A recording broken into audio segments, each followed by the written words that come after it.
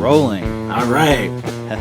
Another episode of the Rich Sony podcast. Today we got Max Rauch on here. How you doing, Max? I'm good. You said my name right. That's rare. Sure. Well, I mean, Like as on we a were first saying, try. yeah. Well, as we said before this started, right? I've talked with you a bunch about you with Harrison on past Okay. episode. Yeah. So And he I heard says him it right. say it. He Yeah. says it right. Yeah.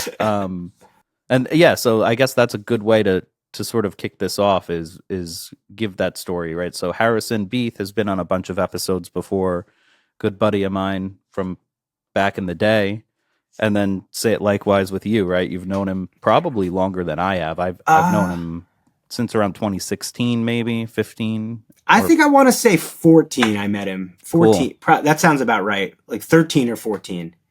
Yeah. Just through mutual friends. He was playing in a band called Tribal Days. And I was friends with Christian Owen, who I've worked with on a couple records.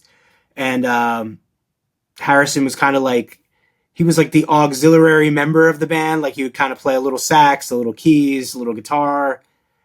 And I was recording with them, or I like brought my recording gear and like was recording some of their stuff at William Patterson. Cool. And that's where I met Harrison. And yeah, we were friendly ever since. And then, he started coming to some shows and yeah, rest is history kind of. Yeah, I think when I had met him, it was just like as you had mentioned, just shortly after that, and he was doing some sax work for Lake Effect. I remember he mentioned Tribal Days and he mentioned Lake Effect. Yep. Because Tribal Days and Lake Effect played a bunch of shows like early on, and like when Lake Effect was first starting out. And I knew Harrison played sax, and I didn't know anybody else who played sax, so he fit the bill, and I loved hanging out with him, and like because he would come to all of the so like eventually Tribal Days ended, and then Christian Owen just kind of went off on his own and started recording stuff, and like so I was recording a lot of stuff for him, and Harrison would always be there because I guess they were buds, and then I knew Harrison played sax, and like I said, he was the only guy I knew who played sax, and so I was like, hey, you want to play sax on our records? And then he ended up playing on like, I think 3 albums worth of stuff, like not on every song, but like he was definitely on I think he's been on every album except one. So. Oh, cool. Yeah. I didn't know that. That is really cool. Yeah. Yeah. Maybe 2. I don't know. Maybe he's on 2 out of the 4. You know what? Don't quote me. I don't know actually, but you could check on Bandcamp or whatever. Yeah. Check the credits. Yeah. And then you did 5 minutes in Arizona with him sometime around then too, right? So that's the first like release of his that I like worked on from a production standpoint.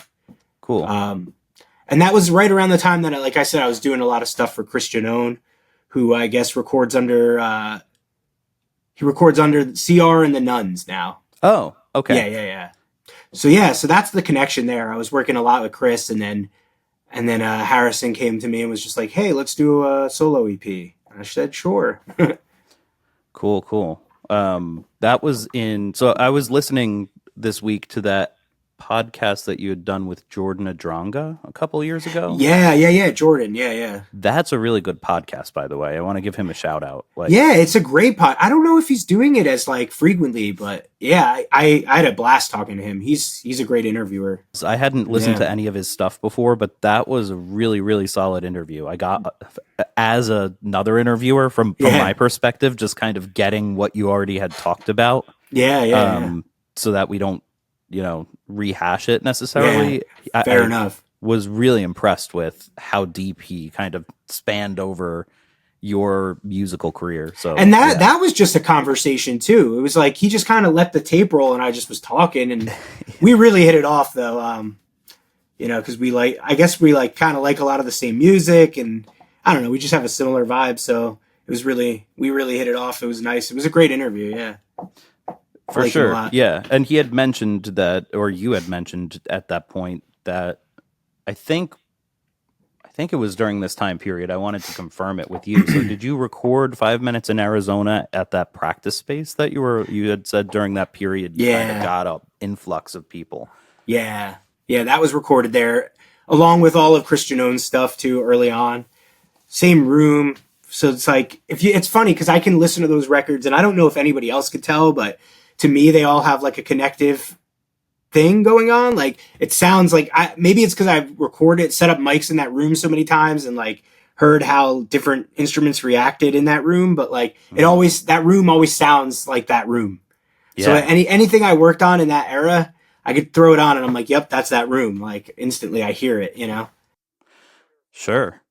Yeah. And you get good at doing what you're doing in that room, right? Like, you know which mics you want to use. Right. You start to kind of learn what works and what doesn't and what is well suited to that room. It had really high ceilings. Drums sounded pretty good in it, but it was also kind of just like a square box. And you got a lot of like spill from other practice rooms. So the only time that you'd really be able to do anything quiet is like when nobody was there. So I would start the sessions at like 8:30 in the morning. I'd be like, are you willing to wake up early? Like, let's do some vocals. Let's do acoustic at like, you know, like I'd be like, you have to get there early before all the other bands start practicing. Cause if it's come 3:30, there's going to be a band down the hall playing Immigrant Song by Zeppelin and we're not going to be able to record, you know, like, so there's a lot of that kind of stuff. Just like figuring out ways to make it work at all costs, you know? Totally. I think that there's a lot of value to that too for the artist, and maybe not for you as much because it's like, you know, you have those constraints that you have to deal with. Definitely. But you do get used to it. But as an artist, it's probably nice to some degree. It's like that old tale of the Clash getting stuff thrown at them when they're recording London Calling, right? Yeah, right. Changing up the vibe kind of kicks you into a different kind of gear if you're not a morning person and you're getting up and you're going into track. And I also noticed it would be like, it would loosen people up because they wouldn't feel like they were like, hey, I was honest with people. I'd be like, listen, this is a practice space. Like I'm going to do my best to get it to sound as great as it can, you know? But at the end of the day, we are working with some limitations. And I am a believer though, that like limitations actually enhance what you're doing as opposed to, cause like, same. It's forcing you to work with what you've got instead of dreaming about everything that you could have. You're just focused on making the best thing that you can make with what you have in front of you. So it's like, you're no longer like stuck in this weird abstract way of like, well, what could be, you know, like what if we did this, or what if we recorded here? What if we had all this gear and all, you know, all these resources, and you're just kind of forced to just work within that limitation. And I think it kind of enhances it a little bit, or it can, you know? I do. I definitely do. And a lot of the music that I really have liked for multiple year after year, they have those limitations baked in as you read about them, the lore, right? Like I think my favorite album of all time is Bob Dylan's Basement Tapes, and like the full extent of, you know, whatever the full collection. I love those recordings, and there's some magic to it, and they kind of just didn't. They gave a fuck. They had good mics, and they kind of did the best they could. But that room is terrible. Yeah, like, I've seen pictures of it, and it's not even like. I mean, they were at the top of their game, and they're in a worse room than any of us are recording in. I mean, I try to remind people too, like all of the records you like, there's inconsistencies on them. Like, you know, I watch and I tell. It's like. I haven't told you this, so I don't feel like a broken record, but I have told so many people this. Is like, there's this one interview with this mixer. His name is Jeff Ellis, and he's like currently mixing, like he's done some like high profile stuff, and he has a name for himself and stuff. And he has like this exercise where you're trying to get out of your mixer brain and just into your like listener brain. Like just your average listener brain. So he says like, take 5 songs that you love, like that are your absolute like favorite songs, and sit down with like a journal or a notepad and try to pick out all the things that are wrong with the mix. And once your brain starts looking for the problems, your brain can find all of these problems within the mix that you never even noticed before. You just enjoyed the song as a listener. But when you're sitting with your mixer hat on and you're like, I need to make sure that I'm finding all these problems and going into all these EQ curves and all these things to try to fix stuff that doesn't need to necessarily be fixed. You're almost creating problems, and then you keep trying to fix the last problem that you created with another plugin or another EQ or another compressor. And it starts this, what he calls this like sort of mix death spiral, where you just start putting plugin after plugin to fix all of your mixing moves, when really you should just kind of be taking the plugins off and like balancing everything with your faders first, and then listening almost from like just a listener's perspective and not look for problems, you know? Totally. Yeah. And it gets really hard too when you're tracking that stuff and mixing it because you're listening to it over and over again. You hear those like inconsistencies, but you're right. Like, especially older albums from like the 60s and stuff. Oh, yeah, you can hear, you're like, oh, the bass and the drums. That's what's good off. about it, though. That's what's good about it. Like, and it's like, I understand that we have these tools available to us now to snap everything to the grid, to correct the pitch, correct the timing, but I'm not sure it's always the right move. Like, and I think I've honestly, and I'm not saying this about anybody else's work. I'm saying it about my own work. Is like, there have been times where I've quantized things too much and it's lost all its feel, you know? And I'm like, and I wish I could do the record over in some ways because I feel like I locked everything to the grid too much. And then there's also the opposite sometimes happens where, you know, it all depends on like the scenario, you know? So I never like to say like, oh, everything has to be loose or everything has to be super tight. It's like whatever works for the project, you know? Some stuff is better suited to being locked in. Some is a little looser, you know, but sometimes you want to probably, I'm sure, at least I do this in my own mixing. You might want to just quantize to the as long as everything's hitting similar. It's like, it doesn't matter if it's in time or not. I'm going to shove this at a time a little bit. Yeah. Or like have like a couple elements super in time and then a couple that are like dragging a little and, you know? Yeah. Yeah, and that's what made a lot of those old, like, I'm thinking even 1920s, 30s jazz records. Oh, yeah, like the drummers would control that time. I know. Yeah. I think, though, I mean, how old are you, though? I am 35. Yeah. So we're all around the same age. It's like, I don't want to be the old man yelling at the cloud, but there is a whole generation, and this is just factual, a whole generation that has never heard music that isn't corrected in that way. Mm-hmm. And it's like, okay, yeah, they've heard music that isn't, but the music that they grew up on or the music that is current to them and modern to them is all completely corrected, you know? So right. I don't blame them for that. I just think that they're hardwired that when a vocal is the pitch is messed up on a vocal, they're hardwired to be like, oh, melodyne it, please melodyne it. And I'm just like, no, let it sit a little bit. It's cool that you didn't hit the note perfect there. It's cool that like you're a little off. And like, and I find that sometimes if it's a voice with a lot of character, you try to start melodyning things and snapping the notes where they're supposed to go. And then all of a sudden I'm out of the vocal performance. I don't like it as much, you know, but maybe that's just me. I don't know.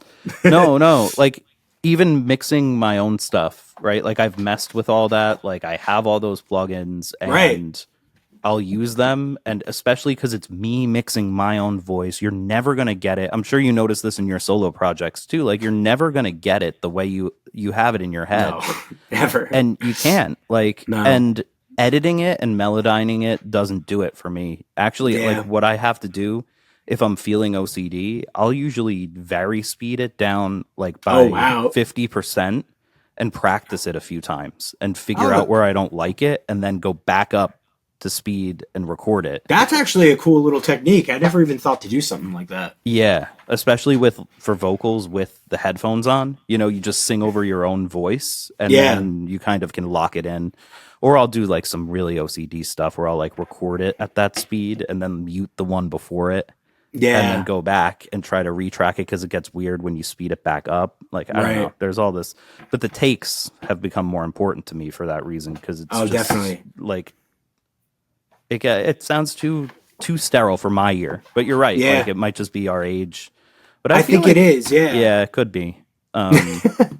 What was your first? So you said on the one interview with Jordan that your first interface was an MBox. Were you recording all that stuff back then with that, or had you got? No. I had. So by the time I was in the practice space, I had like upgraded to like an 8-channel like interface, which was the M Audio Profire 2626. Okay. Yeah. It was a FireWire interface. I had a DigiDesign one that had 8, but I actually didn't have a FireWire adapter by the time I got that. I never I used know it. a lot of people had the FirePod at the same time, so it was kind of the same thing. I think it was M Audio's answer to like the PreSonus FirePod. Gotcha. It was kind of the same thing. I know Tascam had one too, but theirs might have been USB too. But I don't know. Yeah, it was a good interface. I actually thought for like built-in mic pre's on a FireWire interface, they were good. I thought. I don't know. I never had an issue with it. I really liked the way that those mic pre's sounded. I had an M box, one of the white original ones, and the mic pre's on that. I still have it. I've been thinking about doing. You can like solder it so that you could use it as a mic pre without USB. Oh, that's cool. I'm like, I don't know. I've had it for 15 years now. Am I going to do it, or should I just get rid of it? You know what I mean? I think I had the Generation M box after that, so it was like a gray box. Gray? Okay. Yeah, it was like a dark gray box. I think Kaz has it now. I think I lent it to him. I think I lent it to him like 8 years ago or 7 years ago, and he just hung on to it. Nice. Yeah, I liked it. They gave it. I was pissed at the time. They gave us. It must have been. It was some blue one. They gave all the students at school. I know the blue one. Yeah. I was a double major in school. I did computer science and music tech, and they gave you like an M box when you started. But I switched into music tech. I didn't know they had that program the first semester. Where did you go? They gave me to Stevens. Oh, okay. Hoboken. Yeah. Yeah. And they gave you the M box, but they didn't give me the blue one. They gave me the original one. And I was pissed at the time, but I kind of like that I have the original one now. That's really cool, the original. Yeah. Yeah, I like it. I remember cranking up the gain on that thing and getting like the Neutral Milk Hotel saturation. Yeah. Nice and easy. It sounded really good. Yeah. I've had that, and then I had like a Roland interface that I didn't like after that. It was like a 4-input one. Okay. And I switched over to this Tascam Model 12 I've been raving about lately. Oh, everybody loves that. Yeah, everybody loves those. Everybody I've talked to has one. They like them a lot, yeah. It's like, I don't know if I need it. I was thinking about switching over to something smaller. But you could even record a band on that thing. Right? Exactly. Yeah. You could record a band on it, and you could record to the SD card, which is pretty dope. Yeah. I had an old Porta Studio that I used to use, but I don't use it anymore, really. I've like mixed a couple things on it, just like a stereo master, I guess, on it. But now I just use this thing. It's pretty dope. Yeah. It's a little overkill for the podcast. Those look cool. They have like that vintage look, kind of. They do, yeah. They have like the vintage Tascam like mixer look. Mm-hmm. I like it, and I like how they have the sweeping EQ on it. That's something that's nice like to use. You just got like a Tascam thing, right? You got one of the big reel tape. So I have a Tascam 388, but I actually didn't just get it. It was in storage for a long time. Oh, so really? I bought that in probably 2000. I want to say 2018, like late 2018. Or early 19. I think it was 18 though. From a friend of mine who I was friends with like in high school, and we used to record on it. It was his dad's, and we used to record on it in his basement all the time. And then I guess he had moved out and hadn't been living at home for like years at this point. And he saw that I posted one day that I wanted a Tascam 388, or that I was like, it would be my dream to own a Tascam 388. And then he messaged me and was like, dude, mine is just collecting dust at my parents' house. Like, it never gets used. And I want it to be like used. I want somebody to take it or like buy it that I know will use it and make records on it. Cause right now it's just sitting, and my dad's not going to use it. Like his dad's a cool musician, like a great musician, but like, it's just that I don't think his dad has like the patience to like get into, like 1/4-inch reel-to-reel recording, like right. So, even the Porta Studio that's what I was basically saying with the Model 12 when you could just hit record. Going back to the cassette is kind of and even like it is kind of silly when I'm like, all right, let's record the tape, and it just like there is like such a clunkiness to the flow, but it's like, but there's also, again, going back to the limitation thing, it's awesome to just be like, all right, like, let's like try to get some sort of cool live feel going, track some basic tracks to this thing, and then dump them into Logic, and then And then all the stuff that we want to be more choosy with when it comes to like overdubbing, you know, you do it in the computer. And then you're imparting at least some of that, like, you know, analog goodness and like some magic into your production, but you're not stuck just with the complete limitations of the machine, you know? Totally. And as an engineer, how does having the limitation of not seeing the sound on the computer have any effect on you? I think that's awesome. Right? I sometimes wish that, like, because I've noticed even when I'm recording people before, they'll be looking at the waveform, and I'm like, that's good in some sense. Like if you're trying to pick up if you're trying to pick up on like when something comes in or like a timing thing, and we didn't do it to a click track, that could be kind of helpful. But I also find like even when I'm mixing stuff, like I'm looking at EQ curves and like spectrum analyzers, and I'm like, what am I doing? Like I should just listen, you know? And you forget to listen sometimes, and you start making these moves based off of like what you can see, and you're mixing with your eyes instead of your ears, and it's like, yeah, it gets you in some trouble. Or it can, I think so, right? Yeah. I that's why I was saying that about the EQ even. Like, I noticed that once I got this board. That's why it would be hard for me to switch out. I probably only need a Scarlett or something like that. Right. But I just like having the console vibe. That's so cool, reason. Yeah. And if you need to, for me, I've used that limitation if I get stuck. Like, I'm like, all right, I'm stuck now. Let me bounce out of Logic and put this thing into the Model 12 and try to do like my guitar solo or my vocals or whatever without looking. See, that's awesome. Yeah. I just finished up a record. The band is called Goblin. Cool. And it was done like the live tracks, or like the basic tracks were done live to the tape machine, and then we dumped it to the computer and then did everything else like in the computer. But there was just something awesome about letting them just play in the room. Nobody had headphones, so it was just like, just play. I just mic'd everything up straight, like, you know, straight into the tape machine. And it was like these performances that we were getting by just allowing it to just exist in the room. And like, I isolated the amp a little bit with some panels, but nothing crazy. I let stuff kind of bleed and bounce wherever, but it didn't matter because it was like, it was supposed to be like kind of like a punky raw record. So just, I love the way it came out so much. And it's just like, and that was just trusting the limitation too. And I give a lot of credit to Dave, who is like the main songwriter in that project, for like being open-minded enough to like let me do that with the project. Cause I asked him, I was like, hey, do you think we could use the tape machine? Like, you know, and if he said no, or if that wasn't the type of record he was trying to make, I would have happily been like, all right, we don't have to. But like, I brought it up to him and he was like, yeah, sure, let's try it. And I loved the way it all kind of worked out. So, hell yeah, yeah. I had on that other interview with Jordan, you had also mentioned something that I highlighted that I really thought was interesting, and it resonates with my own personal style, right? And I like you had said, both of these methods work and can be blended, right? Like the sort of like isolated and computer driven method and doing things more live or with actively adding constraints. Mm-hmm. One of the things I thought you had mentioned, or that you had mentioned that I haven't heard before, was tracking younger or more green drummers, especially for studio stuff, live. Like just knowing when to kind of make that choice, when to say like, hey, you guys maybe should track live. I thought that was really cool. I hadn't really heard of that before. Well, it's like, because I'm a drummer first and foremost, and I remember there was this like idea in studios, at least when I first started playing drums in like a studio context.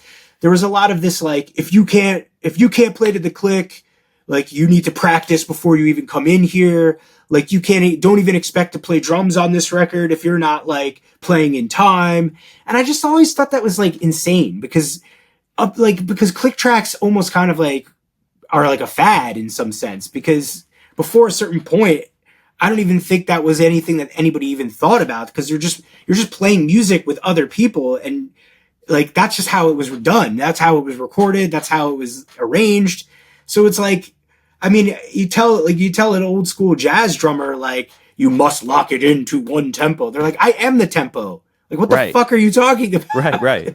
You know, so it's like, I just think it's like, I just think like that mentality, like, I think that's part of what has like almost kind of killed rock music, is this mentality that everything needs to be perfect and like fixed, you know? So yeah, of course, if I hear a drummer struggling and they've never practiced to a click, I'm not going to be like, all right, well, we're not even going to do this session now. You need to go home, practice to the click, and then book another 2 days and come back. Oh, and by the way, you still owe me for the time, you know? Like, I would never do that. I would just be like, let's make this record work, because all the records that I love, like, I mean, not all of them, but a lot of them that I love, the drummer isn't the best drummer in the world, or the guitarist isn't the best guitarist in the world. The singer's not the best singer. Like, these things don't matter to me as much as like the feeling and the energy behind it all, you know? Yeah. Yeah. And I think you've also talked about this too, but I've thought about it even in the context of the podcast, right? And in some degree, as a recording artist and engineer, you're creating an archival record of a band in a point in time. And if the drummer couldn't play to a click at that time, that's just how it was, right? Like, it's not like you're not going to like archive that moment. Exactly. I mean, it's like, and it's funny because, you know, you hear about like how like even Dave Grohl, when he fucking joined Nirvana, and he's like, he tells this story all the time of like how Butch Vig asked him to play with a click track on Lithium. And he was like, his feelings were like hurt.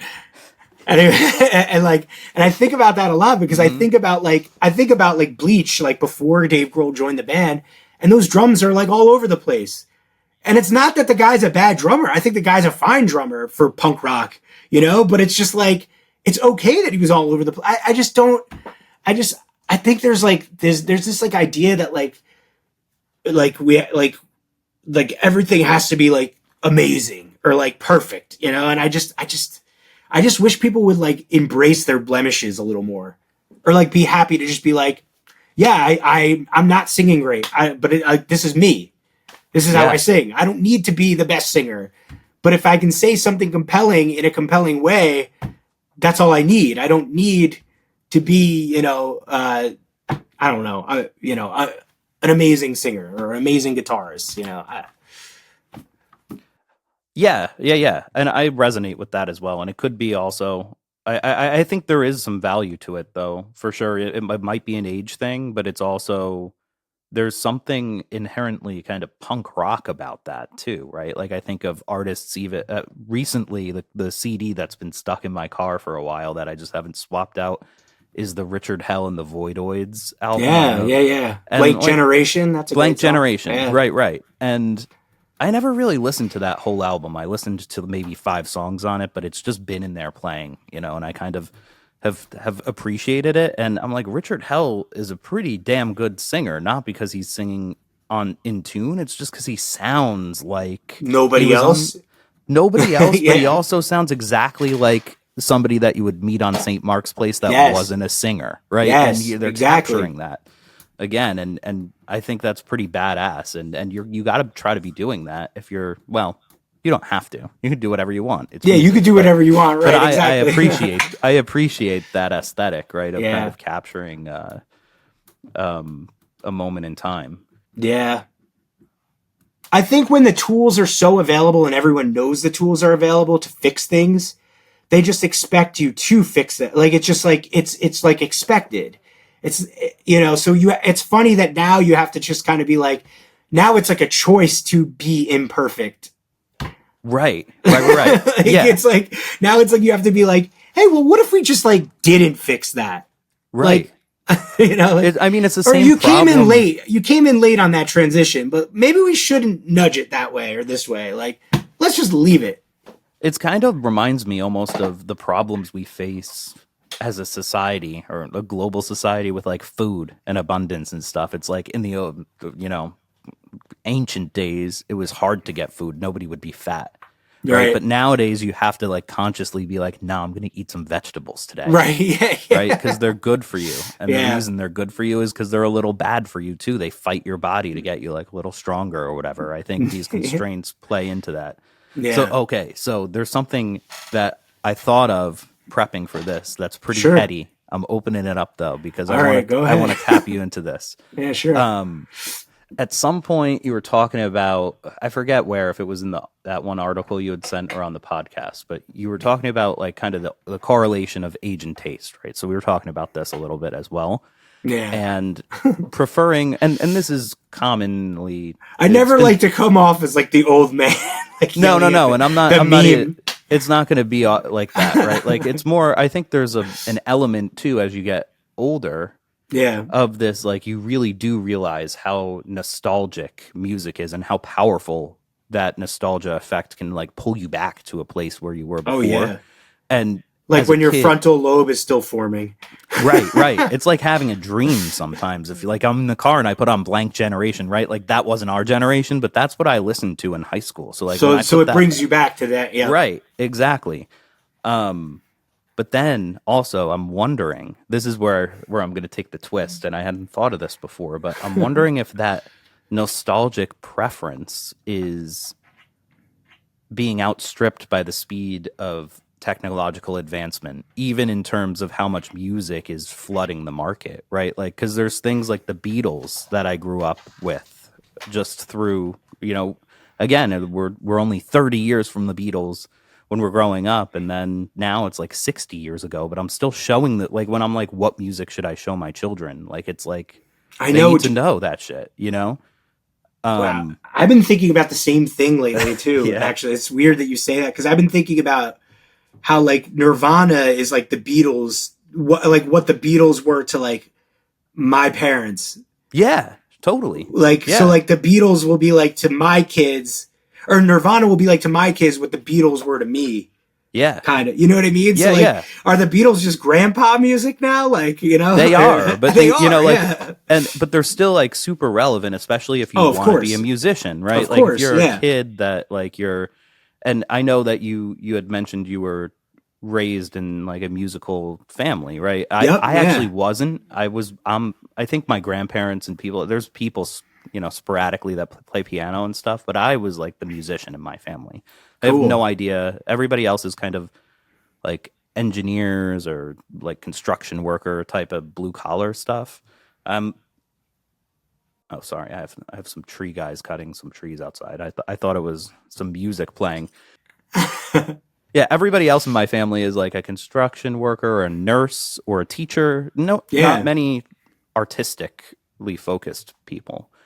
And that certainly affects my artistic approach too, right? Like that's why I want to go in and like edit my own stuff, because I have that engineering kind of mindset Right. that's been Yeah. raised with. But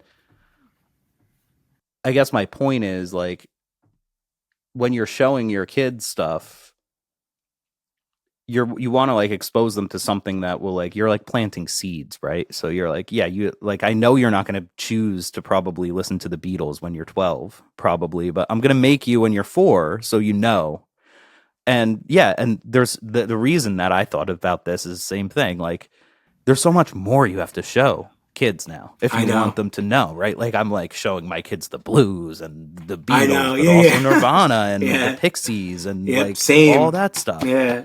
There's a lot of material to cover. And Yeah. it feels like as things progress, I'm like, how am I going to keep up with all this by the time? What do you feel like your kids have responded to the most music wise? I'm curious to compare. Yeah. So my son and daughter have different music preferences for sure. My Oh, son, really? Like you can notice that already? Like you Oh, can yeah. see it? Yeah. Wow. my daughter Interesting. is much more like she has much more of an affinity for like feeling music. So she'll Okay. dance and sing. She has a good feeling for melody. My Got it. son likes the rock. Like, but he's softened up too. Like for a Yeah. while he was going pretty heavy. Like his favorite Beatles song was Helter Skelter. Oh wow. Yeah, the metal song. Yeah, The- exactly. The first metal song. He loved Shimmy by System of a Down. I try to Oh, pick hell yeah. these like, Nice, ones nice. that are appropriate Yeah, that's for like a kid. fun, right? Yeah, they're like fun. Like it's got the Yeah. bouncy riff. But they like other stuff too. I think my son he's been really into CCR. So like I love whenever CCR, that stuff yeah. comes on, he Yeah. like And sometimes I'll just skip it, right? Because you get like, I'm like, oh, I'm gonna skip Bad Moon Rising today. I Yeah, don't need to because hear I've it heard again. it 1,000 times. Yeah. Yeah, and he'll be like, whoa, whoa, whoa, whoa, whoa, go back to that. My daughter will, when she was born, she was very into dance music. So like her favorite song was like the Conga Calabrera 2008. Oh, She wow. liked that kind of stuff. But Nice. she also likes like the Grateful Dead. And Oh, wow. she likes everything too. She can go heavy. She can go punk rock. We have a good variety. Yeah. Man, I love that shit though. You know, that's my favorite part of the day is like showing them. That's the best. That's the best parent like stuff. Like getting to share. It's like it sounds so silly to like people who I guess who don't have kids, but like getting to share like music and seeing how your kid reacts to it, or a TV show or anything like sharing like the stuff you love with them.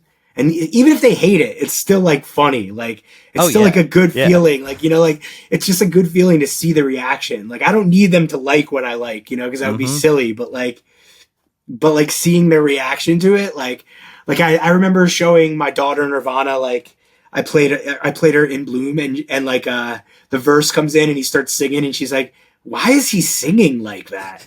Yeah. And I'm just like, and it's funny. It made me think. I'm like, I never actually like asked myself like, why is he singing like that? And I was just like, I was like, I don't know. He's from Seattle, like just like like it's just like those silly questions that kids ask you, like where you're just like, it you makes you laugh, but it also makes you like, it makes you like also kind of like question something, like where you're like, wait, like is that kind of like a deep question now, like. And they can go deep. Yeah, I know, like, they can, right? They come in, it's like an alien, right? Yeah. Like it's like they've never heard this stuff yeah at all. I know. I know. I showed my son, he's very good at remembering lyrics, like really good at it. He can hear a song once or twice, and it'll be a song that I have heard 1,000 times, and I don't even know all the words, like, and he remembers them. So I have to be careful with that, right? So like even with bands like Nirvana, like he started like singing "Smells Like Teen Spirit," so I swapped it out for the Weird Al version. Yeah, that's probably a good idea. Yeah, but then he's like, "Why do they call them Nirvana?" And you get pretty deep. I've been having a lot of fun. I don't know if you ever got into the Grateful Dead, but I had a guest maybe a year ago that they made their own tarot card set and every card is a Grateful Dead song. And they don't tell you which song it is. There were like some licensing reasons that they couldn't do it, but it makes it really fun to try to look at the card and try to figure out what song it represents. So I've been doing the card of the day for a while, and I know what the songs are, so I'll show them and then have them look at the card, and then I'll play the song, and I'll be like, what do you see from what you hear on the song? Oh, how see, does that's it like match? See, that's like a good exercise too for their brain. It's very powerful. I wish they had that for like every band, right? Like if you could have like a Beatles tarot or whatever, because you look at it and you're like, why is this China Cat Sunflower the Sun card or whatever? Yeah, wow. Because they're like, that's cool. That's like it's like a puzzle, right? Exactly. Yeah. So you on the family note, you had started with your brother. And started on the drums, as you had said. What was the transition like going from drummer to guitarist? I don't think you talked about that much, but I'm curious about it. So it's kind of funny, like, because I've kind of always gone back and forth between the two, but the guitar was always kind of more so like a vehicle for writing songs, or like an instrument to write songs on. Like I never was like interested in being like a guitarist, Mm-hmm. You know how like some people like aspire to be like a lead guitarist, like right, yeah. Like, I love like Clapton, or I love Jimmy Page, or I love George Harrison, or and that was like I like guitars, but I'm not in that way. It was always kind of like it's hard to write a song on the drums, but I had these things that I wanted to express, and I had words. I was always writing like words, or like just coming up with lines. And I was like, well, I can't really play piano. Like I can now a little bit, but not really. So I just picked up the guitar because my dad played, my brother played. So I kind of like, by just watching them, I kind of could play like basic stuff, like a couple open chords, some power chords, and I was just off to the races, you know, like I had the internet in the early 2000s. So I would look up tabs, you know, and I would just learn like my favorite songs, like Blink songs and Nirvana songs and, you know, whatever else I was listening to at the time. And I would just like learn all these little riffs. And then I got good enough at guitar that I could, you know, write a little song. And so that's kind of my relationship with the guitar, but my relationship with the drums started way earlier than that. And, it was always kind of like my dad's dream that like our whole family would sort of like, I think I said this in an interview, like with Jordan. It might've been with Jordan or it might've been in the written one, but like my dad definitely wanted us to be like a Partridge Family type thing. Like that was his dream. Like that, obviously he was a musician, but he had never like taken it. He wasn't a career musician. He wasn't like a professional musician, but he was a songwriter and he was a guitarist, and he just always wanted to have the whole band, like the whole family. Like he wanted us to be a family band. It was like his dream. Yeah. And my brother was really the only one that showed like real interest in it. Like my sister played piano and she was very good. But she quit by the time she was like a teenager. So she would do these like piano recitals when she was a little girl and like she learned classical piano, but she just like didn't stick with it. So like, I think he thought that she was going to be like on the keys. I was going to be on the drums, because he got me a drum pad before I could even like, I was like maybe like 6 years old. I remember having drumsticks and a drum pad and him trying to teach me how to play Wipeout. It was like, my dad was like a 60s rock guy. Like, so like all the music he liked like surf rock. He liked the Beatles, all the British Invasion stuff, all the psychedelic rock and prog stuff too. And like country rock. He just loved all like boomer dad rock, like every boomer dad rock, like genre. Yeah. Every boomer dad rock micro genre under the sun. My dad was all in. So hell yeah. So yeah, like like some of my earliest memories of music was like listening to like Wipeout and like my dad trying to show me how to like play the part, you know, like that was like the one drum thing he knew how to play. And like, so I think he thought I was going to be the drummer. My sister was going to be the keyboardist. My brother was going to be like the bass player, and he was going to be the guitarist and the singer. Like we were going to back my dad's band, I think. Right. Like, School of Rock style. Yeah, exactly. And I mean, I don't think the dream ever fully came to fruition, but my brother and I stuck with it, and we kept playing. And eventually, like, you know, like my dad got a bunch of music gear and like put it all in this one room in our house. Like when I say this was like his dream, I mean it. Like he was serious about it. Like, I got like in the same boat. You know? He got a freaking PA. Like, you know, like he got a drum set. Like he was like all in on us doing this. And so my brother was like 6 or 7 years older than me too. So he had a jump start. And I remember, because all the gear was in our house, he started like a high school band, you know, like with his friends from high school, and they would be over and they'd be jamming, and I'd be like the little brother, like eating junk food and drinking soda, like watching them practice, you know, like, and like annoying them. But like, I think that like, even though it seemed like that was nothing, it was like, those were formative years for me. Cause I must have only been like 9 or 10 years old. And I'm like watching these cool high school kids, like, play like, or they were cool to me at least, like play this music that like, you know, was like, they were like a grunge band, kind of like, I mean, I think maybe more so like you call it like butt rock, but like, because they definitely were. It's like, it's funny because they were too young to be like an actual grunge band. Like they missed the grunge boat by like 10 years or 5 years. So like, it was like post-grunge, you know? Post-grunge, not quite new metal era. Right, yet. exactly. So it was right in that era. Like, this must have been like 1998, I want to say. 99, 2000. So that was kind of like where I first got the bug. And then I would eventually be like, I would like be at their practices and I would just take the microphone, or I would sit in on drums, you know? Like, and I'd play drums, and like, you know, I was terrible, but like, I still would just be in the mix, you know? Right. And I would be around these older dudes that were like playing music, writing their own songs even, you know.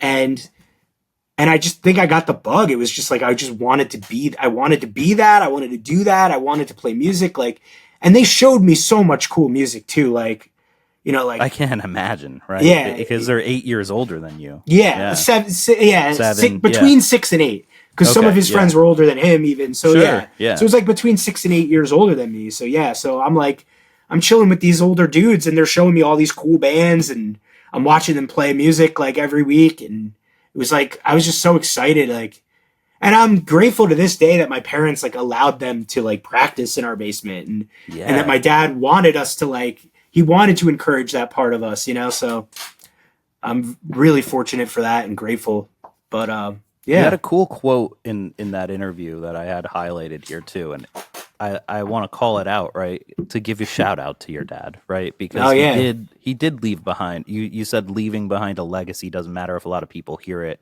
You want to leave it behind for people that care, and even just buying that equipment and just getting that bug into your all's head. Yeah, it fucking worked, right? 1,000%. I mean, like.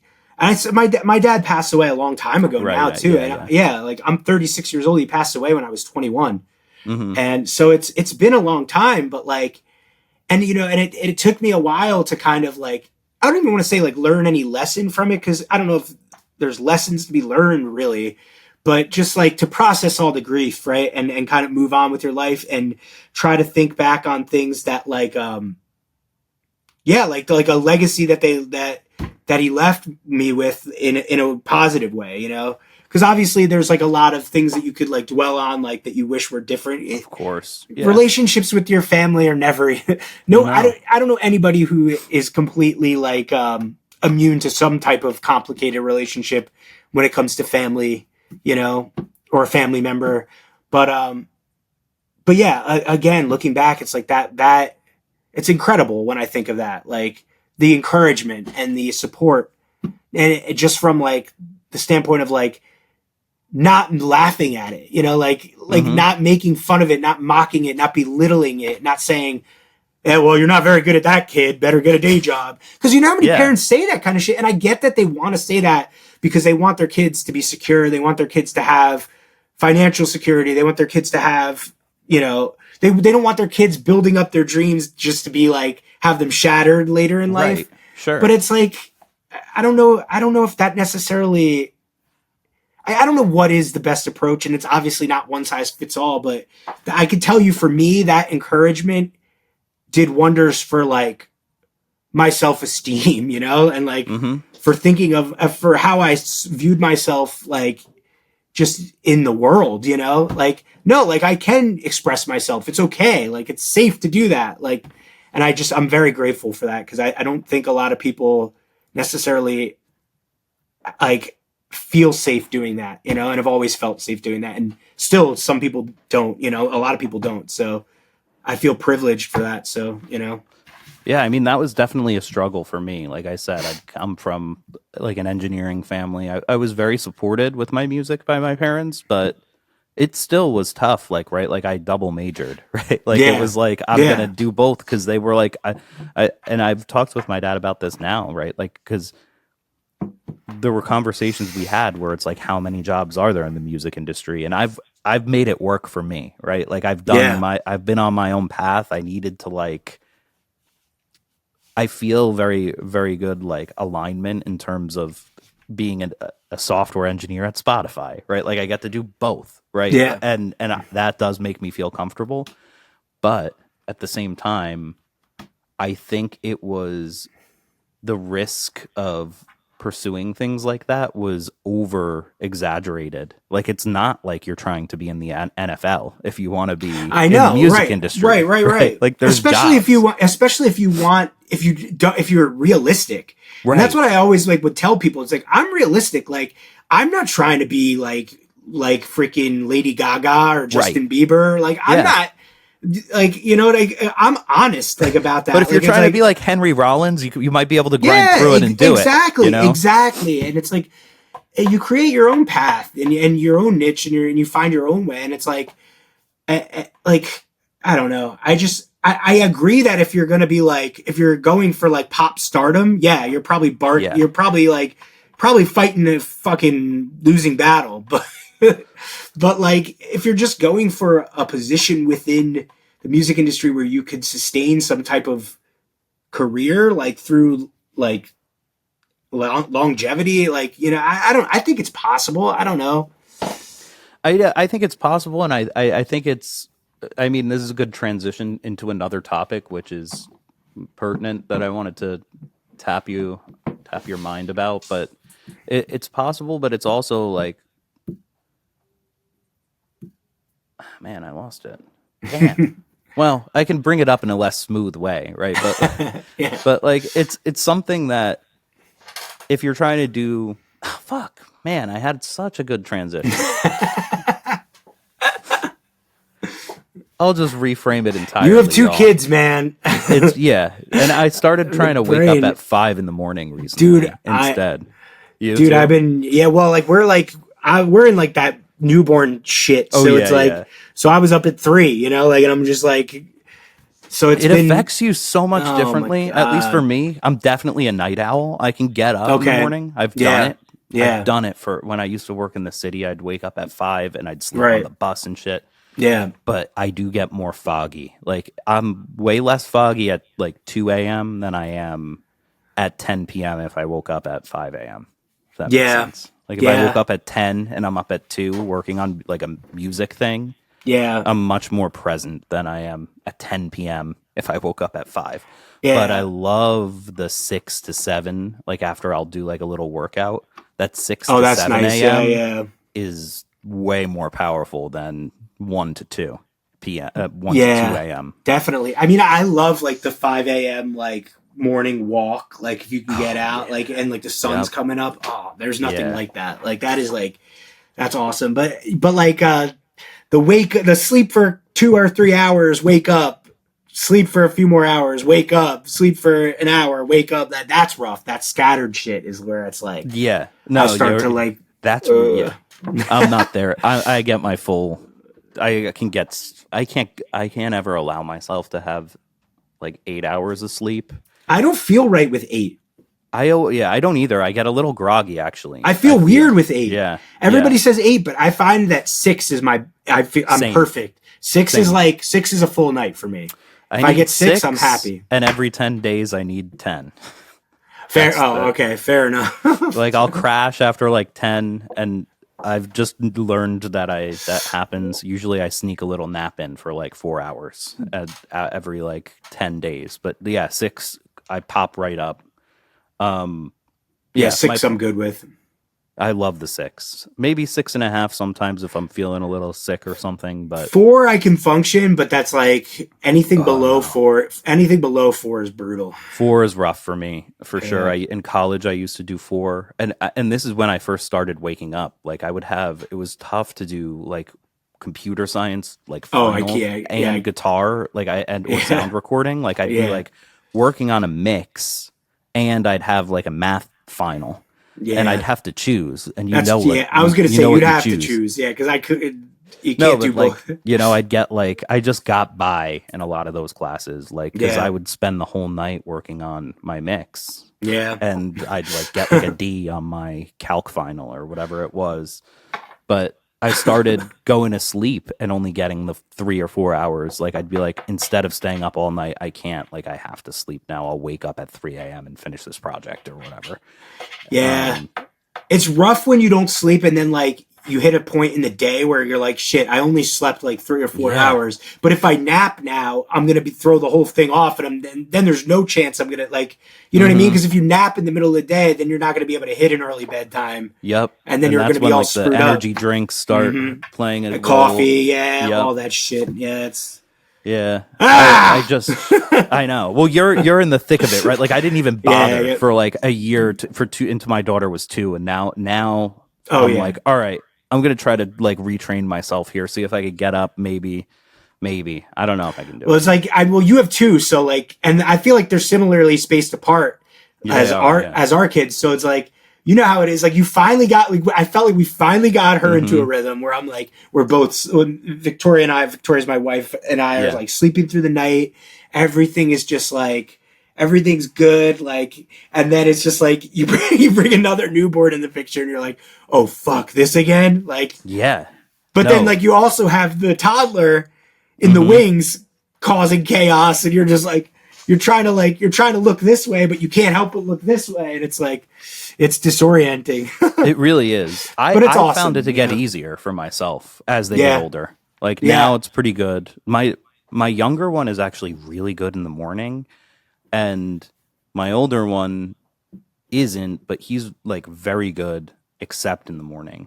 My younger one is pretty good all the time, but like I've just noticed I really appreciate that she's only 2 and she'll like brush her own teeth now. Like if I ask her, and my son is like, I'm not brushing my teeth. And I'm like, I'm spending, and that's only happened for 6 months now or something, but it's like a whole rebellion in the morning with him. And she's just like dressed and ready to go. She's doing her hair. And I'm like, this is getting a little easier. I can go back and handle him. You know, like it's not a big deal. Like, so your older one is the boy then?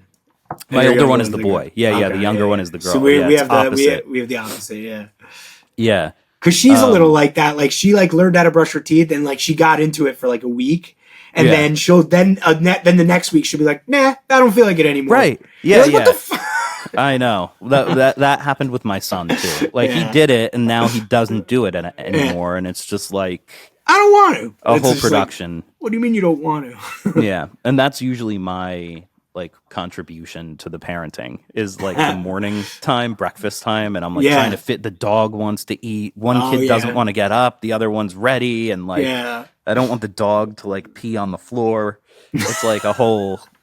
That's why I like getting up at 5. So like when I come back, I'm like, all right, it's time for card of the day. You're speaking my language. Yeah, that's exactly it. You feel more like you're ready. You're like you're dialed in. Yeah. Like, and you have a little time to yourself, you know, like, so you're like, you can get the brain ready for. No, exactly. Like even today, like I like prepared my notes and stuff. I'm like, all right, I'm ready to go in case, you know, chaos ensues and I have to literally press the button and log in, you know. Well, I knew we were like-minded when you messaged me this morning and you were like, hey man, if you have to reschedule, it's really not a big deal. Like when I got that message, I was like, oh, he fucking gets it. Cause it's just like, cause some shit could just be going fucked up wrong and crazy. And then it's just like, like, you know. No, you ride it. Like I said, I mean, like even today, like the little kids get sick a lot too. They get sick. They might even just be bad. Like, you know, like my wife is home with both of them. So some days she might not be able to handle it. Cause like, I mean, she's a saint. That's a lot. You know, but like, dude. If one of them is sick, I need to chip in, you know, I can't be like 100%. And nothing's worse than when you're sick.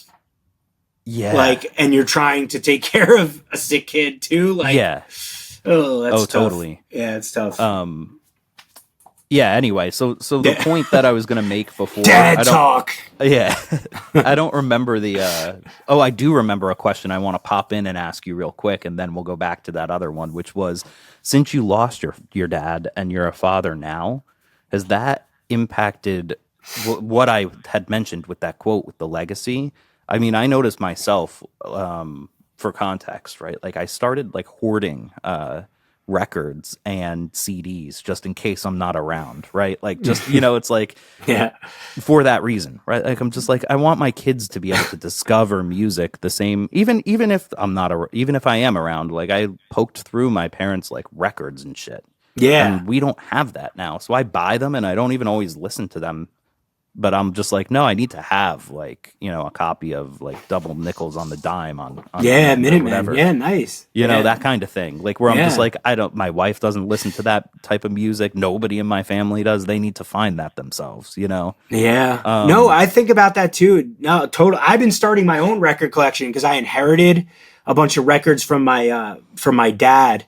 And they're all like, you know, again, like I said, it's all like, just like, it's the creme de la creme of boomer rock, but it's not me, you know, it's him. Yeah. So it's like, I do think about that. I want to show my kids what I liked, you know, like, and part of myself so they can understand me a little bit more. Like, the way that I've been able to do that with my dad, through his records. I didn't do that either. I downloaded a ton of music. I had one friend who bought every record when we were kids, and I really envy that now, because I'm like, if you go back and you want to buy like some like, Radiohead album or something, it's like $400. I know. CDs are cool though. I've gotten a bunch of CDs. They're neat. Like it's hard for me to kind of like break past like the perception of CDs that I like have, just being somebody who like remembers them when they were like the main way of listening to music. So it's like, so there is part of me that's like, there's a nostalgic factor to them for me, but I'm like, do I really want to own like a clunk of fucking tower of CDs again, where like the jewel case breaks and it's like split and like the CD gets scratched and you can't, and then like you end up like with like the wrong CD in the wrong case. Or like the fucking, I don't want to carry around a binder of CDs. Like, look, like I got a CD player for the studio. Like I bought like one off of eBay. Like it's like a combo cassette and CD player. And for the first 2 weeks that I had it, I was like, oh yeah, baby, I'm back. Like I like had all, like I had like 3 booklets of CDs. I'm listening to all the CDs. I'm like, it sounds different. Like, I'm just like enjoying it. I'm cranking it. I'm listening to like fucking Incubus. Like, I haven't listened to Incubus since like 8th grade. I'm like cranking it. Like, like, and then I got my kicks for like 2 weeks. Or 3 weeks. And then I was just like, all right, Spotify. I mean, I have one of those combos. It's got the record, tape, CD, all of that stuff. But it also has Bluetooth, and like 90% of the time. One thing I do like is I found a bunch of old like Sesame Street records have you ever been to Robbie's Music? You ever go to that place? Yeah. Robbie's. Yeah. In Clifton, right? No, it's in... No? It's by like the Guitar Center in Wayne. By the Willowbrook Wall. Yeah. Robbie's. It's like I've been a little dusty in there, but like that's where I didn't even think that place was still there. Oh, they're still there. They have some good shit too. Route 46 or Route 3? Route 46. Route 46 right there. Yeah. Okay. They have like a next to Red Lobster. Next to Red Lobster. Yep. Yeah. I think actually the Strokes bought their guitars there. Possibly somebody said that they took a trip out and they got them there, which I think is hilarious. I believe that, but that's also like the story that you would hear from a guy that works at Robbie's. The Strokes came in here in 1998. Yeah, he came in. He bought all the guitars. Yep, 3 Strats, all American. And it's funny too because they got their like hipster vibe, and Robbie's is like half thrift store. Oh yeah, like it's got that awesome like mothball smell. Right. I got a bunch of like I got some like road cases there for like $30. Yeah, dude. But you walk into a place like that and you're like, I'm either gonna get like the greatest deal of all time on like some like gem, like or like some like diamond in the rough type of instrument, or like I'm gonna find nothing of value. Right. It's like one or the other. Well, so I went in like maybe a year ago, and I had a good day. One I got for $50. One of the original Sans amps, like the one that Kurt Cobain used. Oh, that's sick! Switches. Yeah. It uses a weird DC like input on it, so I only know how to use it with a battery. But that's probably awesome if you're like recording guitars direct and stuff like that. Yeah. And I have a newer one too, but it's nice to have the old one that has like the tweed switch and like, it doesn't have the knobs. And I got like 4 Sesame Street records, which are hits at that. Yeah. Those are really cool because then they can listen to it and they're like talking on it and they get to put the record on themselves. And it was only like $4, so I don't care. My daughter was scratching, like she was like DJ Kool Herc or whatever. Which I don't care, I'm like, go ahead, scratch this thing. I would feel the same way. I have a Chipmunks record that I've let my daughter listen to. Like she put it on, and I love the Chipmunks. I loved them. Yeah, but that's fun stuff. So the other thing I wanted to ask you about earlier that I forgot to transition on is so I'll just open up the topic like regular style, right? But sure. So NJ DIY. And like a regionalism, right, is a theme that's come up that you brought up on this other podcast with Jordan, but it's also something that John Kaz is very on brand for, right? This like, and NJ Pride, I guess, would be this sort of terminology. I want to like open that up a little bit because I think it's a really cool subject that for some reason, at least in circles that I was in, it was absent when I was growing up. And I think you mentioned this as well, right? Like there wasn't as much of a scene around here back in the day. It's always kind of like ebbed and flowed, but yeah, I agree. Yeah, there definitely there definitely wasn't as much of like a unified identity, I guess, like around. I don't know, but there was, and it's hard to say. Like I don't know, but that's I am kind of vaguely remembering how I wanted to transition this. Yeah. It was like a good. There was a point to it, right? That's why it's like a weird transition now. But no, like, I get it though. But like bands like Black Flag or the Minutemen, right? Like they had their own scene that they consciously built. Yeah. And it's weird in New Jersey because there was that infrastructure in ways, and then in some other pockets there aren't. Yeah. And it's something that we all have to kind of actively build if we want it, right? And it's strange because it's like you're in the shadow of New York, and like that'll like especially up here, like in North Jersey. True. So like you're in this giant shadow, and I just think that trying to have enough confidence and enough belief in what you're doing to like represent New Jersey as opposed to just trying to be a part of like everything going on in New York is like really hard. And I think it's really difficult for a lot of people to not want to just be like, what the fuck? There's nothing going on here. This is suburbia. Mm-hmm. Like this is boring. Like, and then you see all these cool bands that are like, you know, popping off or whatever in the city, and you're like, oh well, I want to be a part of that. I don't want to be a part of this shit. And a lot of artists and a lot of musicians are like people that necessarily didn't fit in with, you know, the I don't want to say mainstream, but like I guess the culture in their hometown, you know? Mm-hmm. Yeah, of course. That's part of being usually a teenager. Exactly. And you know, that's kind of what draws a lot of people into like creative pursuits. Yeah. So like, I think it's just kind of like people look at like the city, they look to the cities, and we have one just conveniently located, you know, 25, 30 minutes away.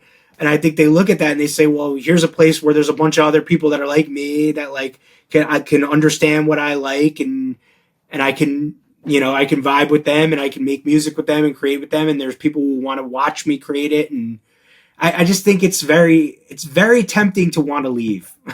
And it's a path too, right? Like I did remember my transition, but it's not worth backtracking and editing it out because there's a cool point here too, right? Like there are paths that can happen, right? And people have done it very successfully.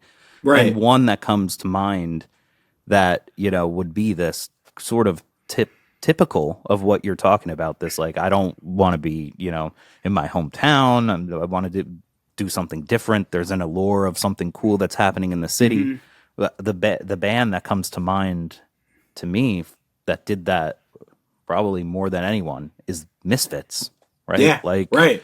And that's right at the foundation of everything, right? Like right from the start, basically, we have that sort of path that's built in. Yeah. And I don't know if they're always even looked at in that light now by us New Jerseyans, but like that's what they did, right? They were like, see you later, Lodi. We're heading into the city. Yeah. I mean, and you can do it. But okay, so here's what I really wanted to ask with nuance, right? Is you spent a significant portion of your youth touring and playing in bands that were trying to kind of get out and spread the word, right? And right. Based off other conversations I've had with touring folks, I haven't done any significant touring, but sometimes it could be sparse, right? You're going to go up to Vermont or whatever, and maybe you're only playing to 20 people. Yeah. Right. Especially like when you're a band that like, because we weren't we weren't a popular band by any means. Like, you know, we had a little hometown following, and like, you know, we had some like pockets where like we would have like a group of kids that knew who we were, but it wasn't anything like we weren't known nationally. No, yeah, exactly. It's not like you know, Yeah. whoever going, any bigger name going to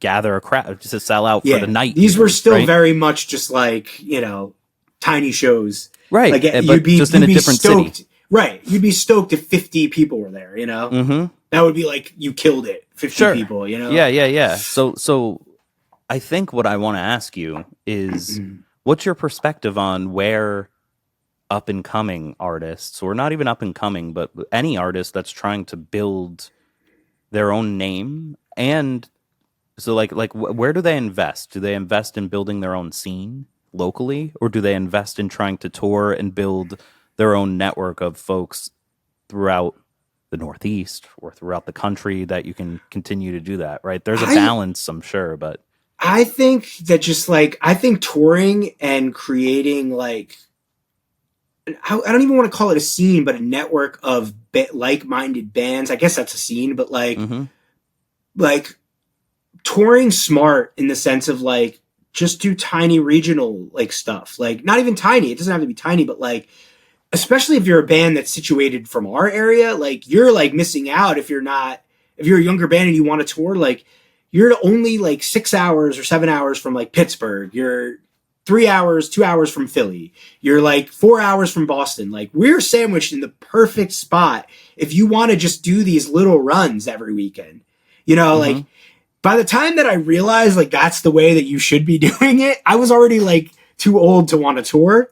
Yeah. So like, of course, when I was touring, I was like, let's go to California. Right. Like, yeah. No, like, and that's what I'm asking. Let's play right? Florida. Like, you don't like, it's like you didn't pay attention in geography class. Like, and you're just like throwing shit at the wall. And like, this guy heard our band in Florida and like wants to book us. So you just, like you book like 2 shows and like one of them's in North Carolina, the other in Florida. Like, and you're like, we played in Florida, like. Well, it's also like the farther away, there's a correlation, right? Because like the Rolling Stones play everywhere, and I know, like it's like the further away you play, it seems like it's a bigger deal show for you, and I get that. But I wish somebody had taken me aside and been like, "Hey, why don't you play in Boston and Philadelphia and DC and do that? Every other weekend or every 2 weekends." And keep hitting those places over and over again. And eventually you're going to meet other bands from these areas, trade shows with them. And then after you do that for a few months, you go a little further out, and then you hit Cleveland and you hit Pittsburgh and you hit like, you start to trickle into the Midwest a little bit. And then you do that a couple more times and like almost kind of like a concentric circle, like. Right. As opposed to just going like. Yeah. Oh, that would be my touring advice. My advice for everything else, like, I don't fucking know, because social media is insane to me at this point. And I just like, to me, it's just like, it's sad to me that everybody has to be a 24/7 content creator now. And I just like, I have no advice for people with that. Like, the younger kids are better suited as to what to do with all that shit, like mentally, than I ever could be. Like, I don't know what works in that sense, I don't know about the algorithms. I don't know. So as far as like marketing strategy goes, like I'm not the right person to talk to.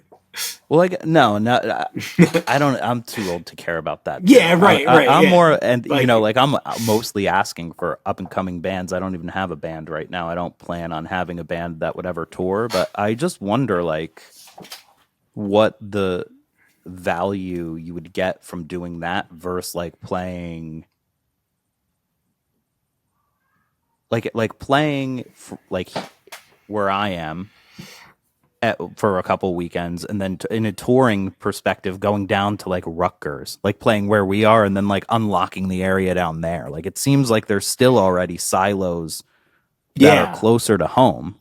Oh, there are. But then but then you burn out on that too. You know what I mean? Right. So it's like, and that's what we did. We basically just toured New Jersey for like 4 or 5, Lake Effect did for like 4 or 5 years, where we played New Brunswick every other weekend. And then we would play Montclair, and then we would play Clifton. And then Montclair and Clifton are next to each other, but you know what I'm saying? Like, no, I do. We'd have a show in South Jersey. We would play all over New Jersey, and that was our focus. And I think we gained some traction in the sense of creating like a little community that like of people that, that we're still friends with to this day. But I guess it all depends on what you're really trying to gain out of it, Well, then that's what I'm. Yeah, like what do you guys think you were trying to gain? Like I try to figure it out, like just for fun, Like because there is something to gain from touring. Like if we zoom out again, right? Like to the like going national type of touring, there actually is a lot to gain from that. Yeah. As a musician, right? Because you're playing with these bands that like are from a different region in the country, and you're sort of broadening your horizons in terms of like what's going on in other places.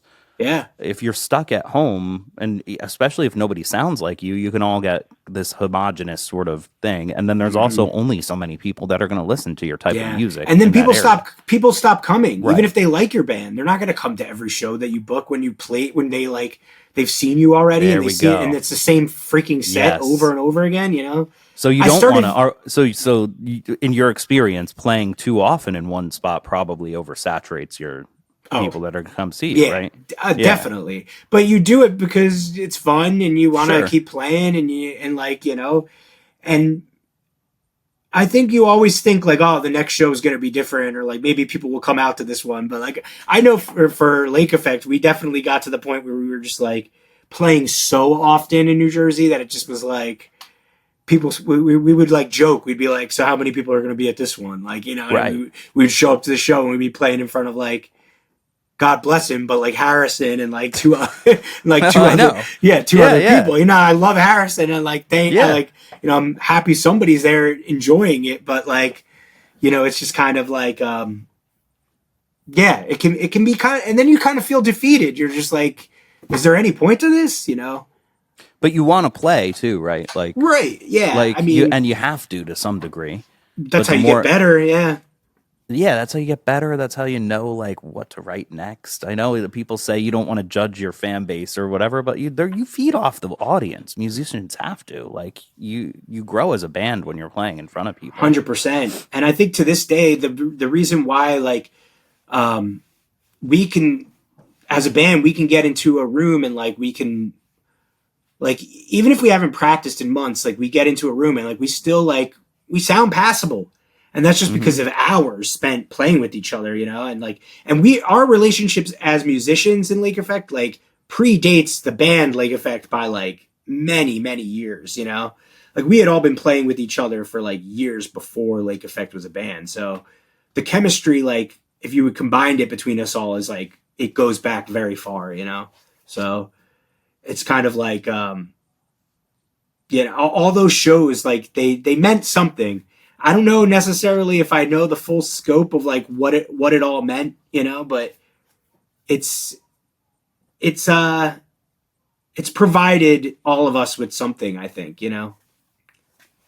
memories at the very least, good memories, but no, well, and that's the thing, right? And even with doing the national tours that you did, the two, right? Like you still needed them, right? Like that's what I'm asking, huge like, learning experience. Yeah. You're going to learn a lot. And like you encounter like, what are some of the things? I don't want to guess any of them, but like when you're doing that, it doesn't matter if there's only 4 people at the show. You still learned something on those tours, right? Oh yeah, of course. I mean, well, you learn about people, and you learn about like how to interact with like, even just like, because a band is like a family, and I'm talking about like the inner relationships of a band. You learn more about like how to interact with like the people in your band because you're with them 24/7, Right. It's like a family vacation.